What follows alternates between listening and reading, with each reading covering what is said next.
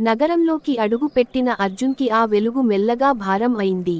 ఎత్తైన భవనాలు, పరుగులు తీసే మనుషులు, నిద్రలేని రాత్రులు, అమరగిరి అడవి మౌనం గుర్తొచ్చినప్పుడల్లా అతని గుండెలో లోతైన ఖాళీ. అతను ఒక చిన్న గదిలో ఉండి, రోజు రాత్రి చదివి, పగలు కష్టమైన పనులు చేస్తూ జీవించాడు. అయినా కళ్లలో ఒక ఆశ మెరుపు ఎప్పుడూ మారలేదు. అదే కాలంలో నగర కేంద్రంలో ఉన్న కళాశాలలో మేఘన అనే అమ్మాయి చదువుతోంది. ఆమె అమ్మ కాదు, ఒక తుఫాను లాంటి ఆత్మ. చదువులో తెలివి, మాటల్లో సూటితనం, చూపుల్లో ధైర్యం. ధనవంతుడైన వ్యాపారి కుమార్తె అయినా హృదయం మాత్రం పేదల వైపు. ఒకరోజు బస్సు స్టాప్ దగ్గర ఓ చిన్న పిల్ల కారు కింద పడబోతుండగా అర్జున్ ఒక్కసారిగా పరుగెత్తి ఆ పిల్లాడిని ఎత్తి కాపాడాడు. అక్కడే మేఘన అతడిని చూసింది. చెమటతో మెరుస్తున్న ముఖంచెదిరిన జుట్టు కాని కళ్లలో ఆకాశంలాంటి అలా. ఆమె గుండె ఒక్కసారిగా నిశ్శబ్దమైంది. థాంక్యూ అంది నెమ్మదిగా. అర్జున్ నవ్వి, థాంక్యూ కాదు, జాగ్రత్త అదే మొదటి మాట, కానీ చివరి కాదు. తర్వాత రోజుల్లో అర్జున్ లైబ్రరీకి రావడం మొదలైంది. మేఘన కూడా అదే చోట చదవడం మొదలుపెట్టింది. మాటలు తక్కువ, చూపులు ఎక్కువ, నిశ్శబ్దంలోనే ఒక సంగీతం నడిచేది.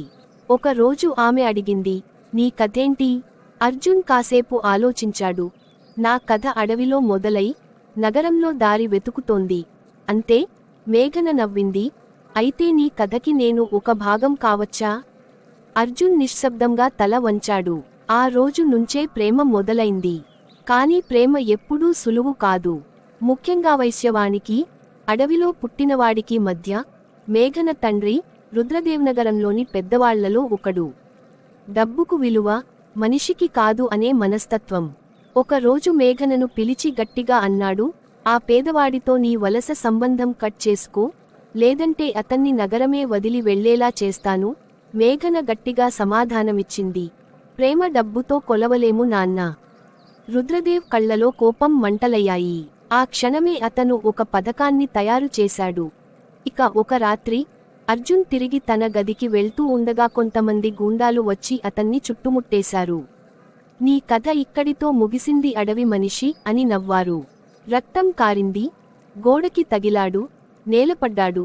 కాని అతని గుండెలో ఒక స్వరం వినిపించింది, నీ ప్రేమ నీ బలం. అర్జున్ లేచి నిలబడ్డాడు. ఒక్కొక్కడిని కూలదోశాడు. చివరికి గూండాలు పారిపోయారు. కాని ఒక విషయానికి అర్థమైంది, ఇది కేవలం ప్రేమ కథ కాదు, ఇది యుద్ధంగా మారబోతుంది.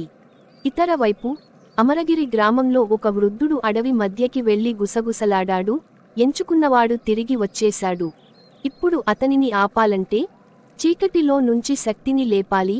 అడవిలో పాత శత్రువు మేల్కొంది. ఒక నీడ నిద్ర లేచింది. అదే విక్రమభానుని వంశజుడు. అర్జున్ అసలైన శత్రువు. అర్జున్ ప్రేమను కాపాడగలడా? మేఘన కష్టాన్ని భరించగలదా? అడవి రహస్యం ఏమిటి? చీకటి శక్తి ఎవరు? అవి అన్నీ